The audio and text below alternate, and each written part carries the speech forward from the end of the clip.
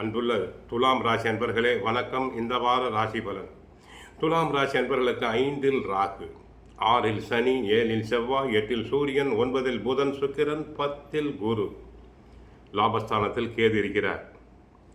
ராசிக்கு 6இல் சனி, 9இல் புதன், திங்கட்கிழமை முதல் சுக்கிரன் 4ஆம் இடத்துக்கு 10ஆம் இடத்துக்கு வர இருக்கிறார்.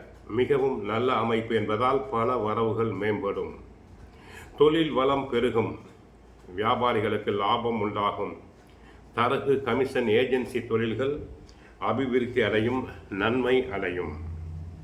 உங்கள் ராசிக்கு 7இல் செவ்வாய், 8இல் சூரியன் சஞ்சரிப்பதால் நெருங்கியவர்களை அனுசரித்து செல்லுதல் வேண்டும். உடல் ஆரோக்கியத்தில் அக்கறை எடுத்துக்கொள்ள வேண்டும். உணவு விஷயத்தில் சற்று கட்டுப்பாடு தேவை. தொழில் வியாபாரத்தில் நல்ல லாபம் கிடைக்கும். ஏற்றுமதி இறக்குமதி தொழிலில் ஈடுபடும் அன்பர்களுக்கு நல்ல லாபம் பெருகும். ஐடி துறை அன்பர்களுக்கு வெளிநாட்டு நிறுவனங்களில் இருந்து அழைப்புகள் வரலாம். தரகு கமிஷன் ஏஜென்சி லாட்டரி சீட் அனைத்திலும் லாபம் லாபம் லாபம். தொழில் தொடர்பான விஷயங்களை பொது இடங்களில் பேச வேண்டாம். தொழில் ரகசியங்களை பிறருடன் பகிர்ந்து கொள்ள வேண்டாம்.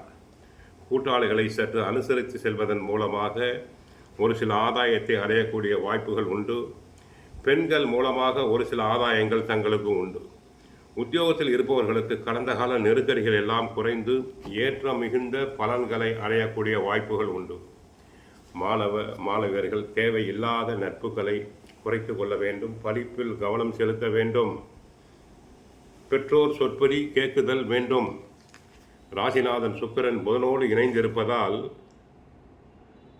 நல்ல அமைப்பு. குரு உச்சம் பெற்று உங்களுடைய தன குடும்ப வாக்குஸ்தானத்தை பார்க்கிறார், சுகஸ்தானத்தையும் பார்க்கிறார். ஓரளவு பல வரவுகள் உண்டு. 6இல் உள்ள சனி அற்புதமான செயல்களை செய்வார். நோய் நொடிகள், நீடித்த நோய்கள் அனைத்தும் தங்களுக்கு விலகும்.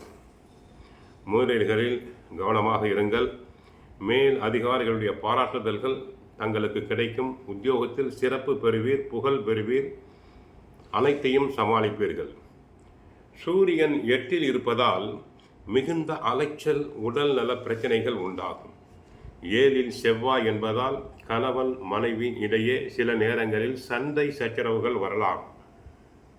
பிள்ளைகள் விஷயத்தில் கவனம் தேவை. 5இல் ராகு இருப்பதால் ஆரோக்கிய விஷயத்தில் கவனம் தேவை. தொழில் சம்பந்தப்பட்ட பிரச்சனைகளை கையாளும் போது கவனமாக இருத்தல் வேண்டும். பார்ட்னர்களுக்குள் அட்ஜஸ்ட்மெண்ட் இருத்தல் வேண்டும். தினமும் பகவத்கீதை சுந்தரகாண்டம் பாராயணம் செய்யுங்கள். பெருமாள் கோயிலுக்கு சென்று வழிபடுங்கள்.